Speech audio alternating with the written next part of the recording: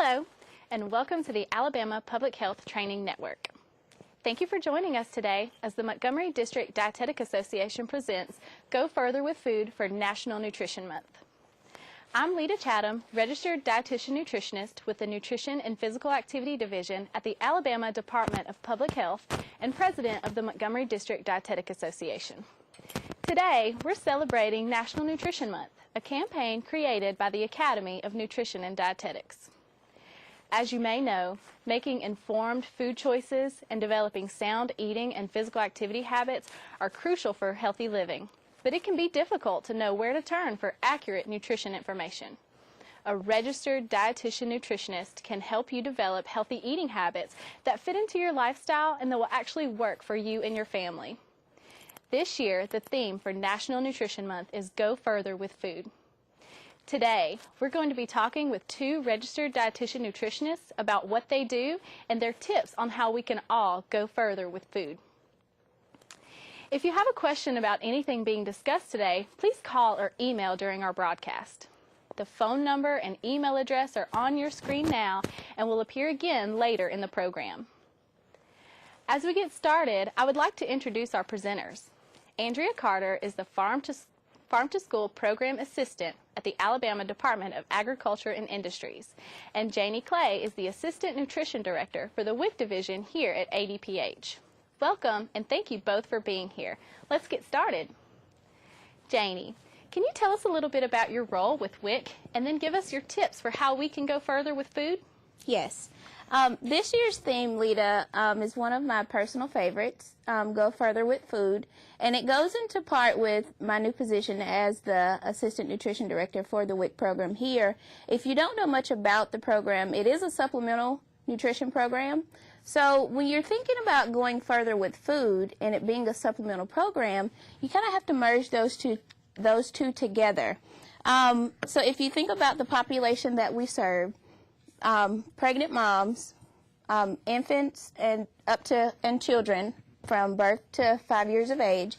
So the benefits that we provide, we want them to learn how to stretch those benefits over, and make their food last for them over the month. As registered dietitians, I think it's our job to help individuals navigate the world of food because it can be overwhelming.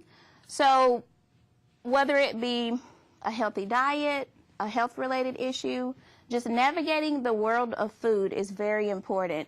And we're the leaders to do that for them. So with this program, and it being a nutrition education-based program, going further with food goes into play when you're teaching moms how to meal prep, when you're teaching them how to plan recipes and make recipes, how to redeem their benefits over a course of time as opposed to just all at one time, making their benefits work for them. So when you think about going further with food, and I'm going to refer back to that quite often, going further with food, as a dietitian, when I hear going further with food, I think of making the food work for me. If you think about it, in a day's time, as an individual, we make the sole decision as to what we want to eat at least 4 to 6 times a day, sometimes more, sometimes less. If you aren't thinking about the meals that you're preparing or the foods that you're selecting for a snack or for dinner, it's easy to, the margin of error is very, very large. You could easily, eat something that you had no plans on eating. Let's say, for example, you're having a work function, but you had planned on eating healthier that day, quote unquote, and there's a work function and there's cake in the conference room. At that one moment, are you going to make the decision to eat the cake, or are you going to eat the snack that you prepared? So going further with food is making food work for you. You've heard the slogan, eating to live versus living to eat. So if you live to eat, per se, then you're planning your meals. You're planning your shopping trips. You're planning your recipes. And you want those recipes and those meals to last and to work for you. You don't want to plan something or meal prep something, you eat it one day, and then it's not and you throw the rest of it out. That's wasting. Part of my job as the Assistant Nutrition Director for the WIC program is nutrition education. And I'm very passionate about it, and I love it because it goes into play with counseling, and I get to work with participants in the districts throughout the state of Alabama as far as teaching them how to work with their benefits and understand the benefits that they're getting. And when I say benefits, I'm talking about fresh fruits and vegetables, because we give a cash value voucher, and they're able to redeem those benefits for fresh fruits and vegetables. The other foods that they get, such as peanut butter, bread, things of that nature, how to put those things together to meal prep, for their children and for themselves, and to make positive choices as far as healthy eating. So that's my go-to as far as going further at food. Thank you, Janie. Andrea, could you give us some information about what you do with the Farm to School program, and then also give us your tips for going further with food? Of course. Thank you, Lita, and thank you for inviting me. I'm really excited to be here. And I want to tell you about the program I've been working on for about 2 years now. It's the Alabama Farm to School program, and this is actually a national program through the USDA. It's all about getting local food into our school districts, exposing those kids to fresh fruit and vegetables, exposing kids to hands-on learning in the school garden, and farm-based education. So we want to get those kids excited about where their food comes from. My job is mainly working with local farmers in Alabama and connecting them to our school districts, which has been really exciting. It's been a lot of fun, and it's very rewarding. So here we have a little girl eating a local peach. This is at a summer feeding site in Birmingham. And it's these little exposures in the beginning of life that really help build lifelong healthy eating habits, which is why I feel like this program is so valuable. And there's so many different ways to get local food into a school district or a summer feeding site like this. In this case, it was a nonprofit in Birmingham that brought the food to the summer feeding site. And that just kind of it just kind of shows you how many community partners we need to make this program happen. Now, I want to give a little shout out to the lunch ladies working in school systems, because I feel like they don't get a lot of recognition for what they do. They get up at the really early hours of the day. They feed hundreds of kids every single day.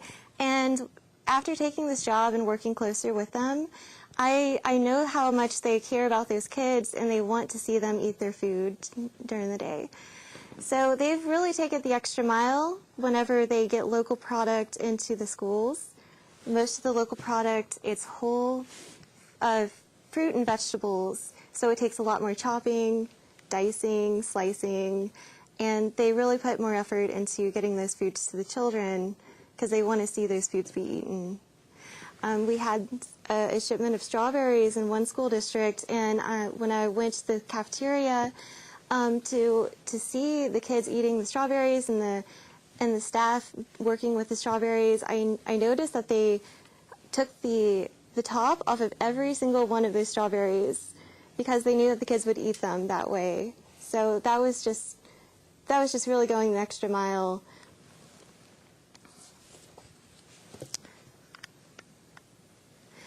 So this is one of our school lunch trays from Alabama, and this has 2 local products on it. The kale and the cauliflower are from a local farmer, and I think they just really make the whole tray pop. And this is a lunch tray I wouldn't mind eating for lunch today. I think it looks delicious. But in the last year, we've had about 17 school districts make purchases from local farmers, and then they incorporate their food on the school lunch menu.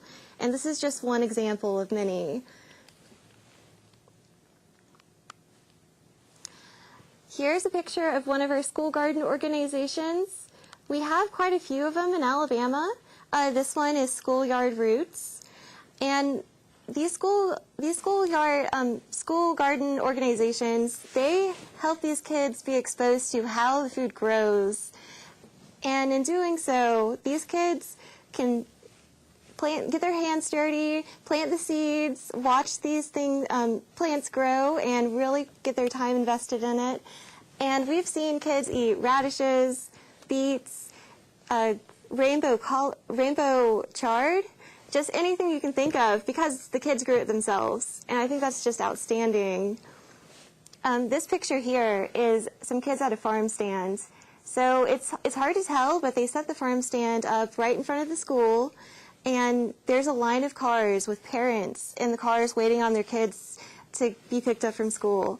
So they're really selling these products to their parents, and this helps them learn marketing skills. It helps them learn about how to manage some money, and all these business skills help tie into more greater learning from school gardens. So school gardens can really go a long way.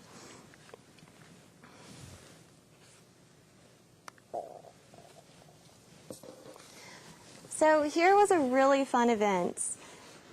October is Apple Crunch Day every October, and this year we had a really, really fantastic opportunity to have Miss Outstanding Teen come and join us at Auburn City Schools.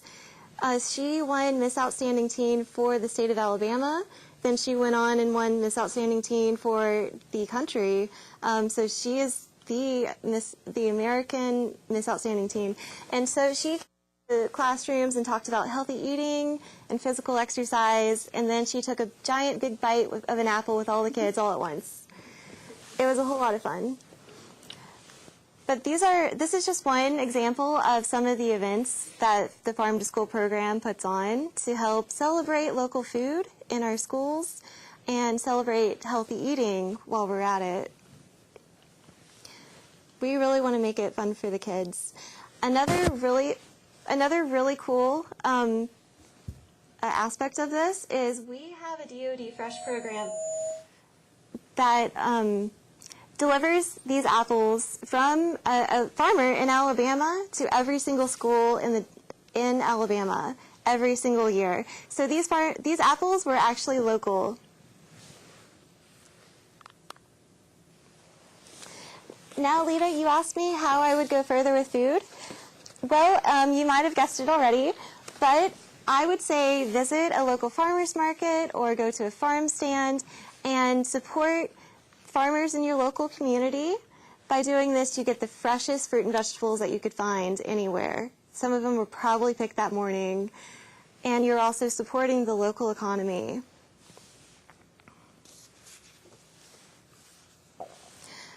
Okay, thank you. Thank you both so much. At this time, we'll get ready to take questions from our audience. As we get ready to take questions, though, Andrea, I think you have an exciting announcement about National Nutrition Month. Yes, Lita. So just a few weeks ago, Governor Kay Ivey signed a proclamation for the state of Alabama to recognize National Nutrition Month. And this is very exciting to get this recognition. And her support of healthy eating and physical exercise is also really encouraging for dietitians and nutritionists around the state.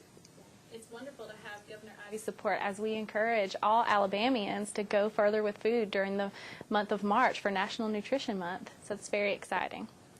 And I do have one other question. Janie, you mentioned about the importance of fresh fruit and vegetables and meal planning and reducing, food waste and that sort of thing. So what are some things that WIC is doing to promote the importance of fresh fruits and vegetables to, moms and kids? Like I stated earlier, the WIC program does offer a cash value voucher, and those participants that receive those vouchers are able to redeem them at the local farmers market. They are able to redeem them at the local grocery store, and they're able to get fresh fruits and vegetables. So I think it's really important for a mom or family or caregiver to incorporate fresh fruits and vegetables into the diets of children, because it builds, I can't think of the word that I'm looking for, but it builds stability in that kid's life as far as tasting new fruits and tasting new vegetables, and they'll be more prone to try new things further in life. So we know that kids develop, the eating habits that will follow them throughout their lifespan in those early years. So WIC's doing some really great work. Thank you. Does anyone in our studio audience have any questions? Yes. I don't know if they can hear me or not, but Andrea, I love the concept of the Farm to School program. I think it's amazing. Are y'all doing any work with Farm to Preschool?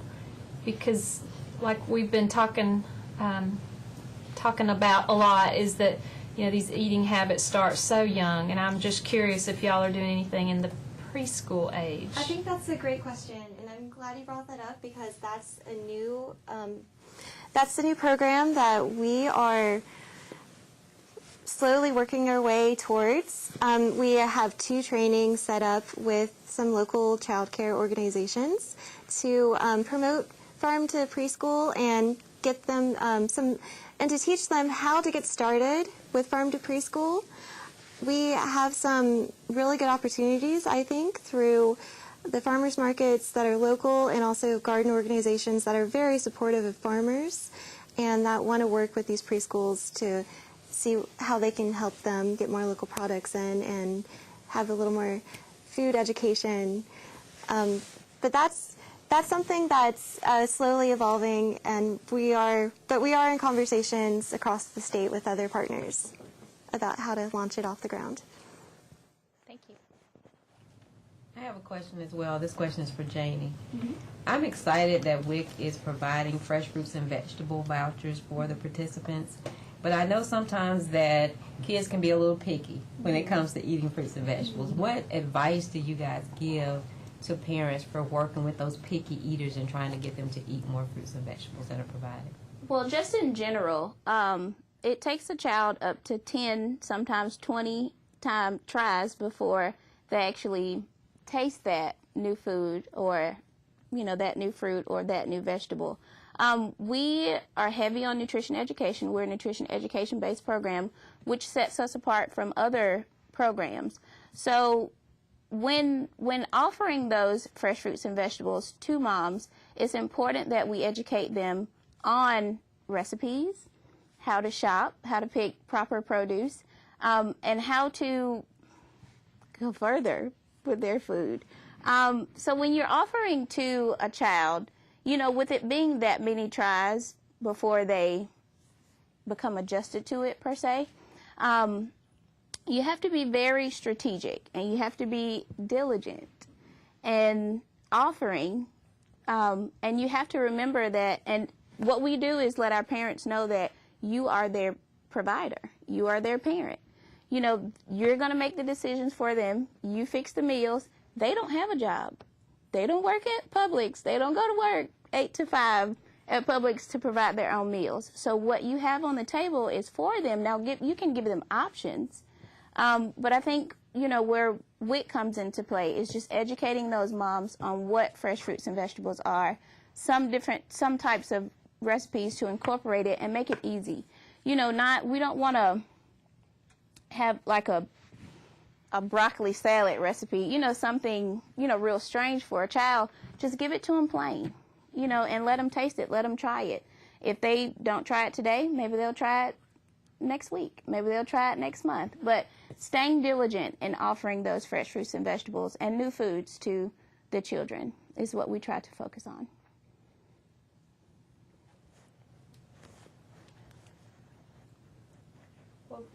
My question is maybe a little bit different direction, but as a seasoned dietitian, nutritionist, any advice either of you could give to working with millennial moms? It's a little bit different population than what we were taught in school, was to tell them everything they need to know. And now it's a different So any experience you have that could help the people watching with working with young moms to get their kids to eat healthy? I think with any program, it's important to meet that mom where she is.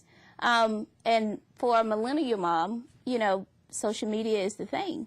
We do have a WIC app, and we do have a WIC Facebook page. You know, we post recipes and we post different things to keep those moms informed. So in order to reach that mom, you have to meet them, you know, where they are. So coming from, you know, with your experience, you know, bringing that into the 21st century, you know, and we just have to get used to social media.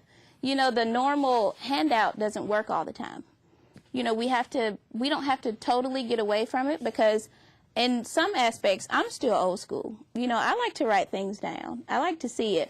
But at the same time, when I refer back to it, I would rather go refer back to it on a Facebook page or go find it on the app versus shuffling through papers in my kitchen drawer, in the junk drawer in the kitchen. You know, I would rather, you know, go and share it on Facebook. If I like it, maybe one of my friends will like it. So when reaching, and I consider myself one of those millennial moms, so I know how I can be reached, and I would, you know, prefer someone to meet me where I am versus, you know, their way. So I think that's the way of reaching those moms. And I have another question about farmers markets. So if for someone who is new to shopping at the farmers market, what sorts of tips could you give? And what kind of produce can we expect to see that's in season now if we were to visit a farmers market? Sure. So we are getting into our summer season. We're not quite there yet, so there's not a lot going on at the farmers markets. And they'll start opening around mid-April, early May. And you could expect to see strawberries really soon, though. Unfortunately, the cold weather kind of delayed the strawberry harvesting. So it's going to be another week or two, but expect to see strawberries really soon. As far as tips at the farmers market, I would say just take in the experience of being there. All the farmers I meet at farmers markets are so very friendly. They want to talk to you. They want to have a conversation. Get to know them. They have some really good recipe tips for whatever product they have on the table. So don't be afraid to ask them what they recommend to do with, say, like an eggplant that you're not used to using. And I would just go in and get the kind of products that you're interested in, and maybe try something new while you're there. Wonderful tips. Thank you. And we do have a couple questions that have been emailed in. The first question is, it's hard to eat healthy on the go, especially with fast food. What are your recommendations for how I can make healthy choices when eating out? So whoever would like to answer that. I'll take it. You want it? I'll take it. You don't have to shy away from the fast food restaurants, because most of them are leaning more towards offering healthy or healthier options. You can do a side salad with grilled chicken. I know most places, you know, they serve a grilled chicken wrap or grilled nuggets or something of that nature. So don't necessarily shy away from them. Just learn how to make informed choices when you visit those places. Eating healthy on the go, for me, I would say meal prep is very important. Take the time to prepare your food on Sunday or Monday or whenever you get a free second, because it pays off in the long run. You're going to end up saving money, you're going to save time, and then it takes, you know, the question out of what am I going to eat, because once you get in that, especially if you're in a fast-paced environment, it's really easy to make a less healthy option, such as that work function and they're having cake, and you haven't eaten in 3 hours, and you're like, I just need something in my system. Of course you're going to eat the cake. But if you meal prep, eat your snack that you brought, or eat the meal that you brought. So I think taking the time to meal prep and making informed decisions when you visit those fast food places would really help with eating healthy on the go. Thank you. And our next question is, do you recommend taking vitamin or mineral supplements in addition to a healthy diet? I would say if you're eating healthy and you're getting all your 5 groups of fruit and five food groups, then you probably have enough vitamins and minerals from those foods that you're eating. Unless your doctor recommends vitamins or mineral supplementation, you probably don't need it. And I would save the money, honestly, in my opinion. I agree. Okay. Yeah, as dietitians, we like to encourage everyone to get your vitamins and minerals from the food we eat, because our body is going to absorb those vitamins and minerals more easily, and it's just the best way is to get everything that we can from food, because it's very possible if we're eating all of our food groups, like Andrea said. So.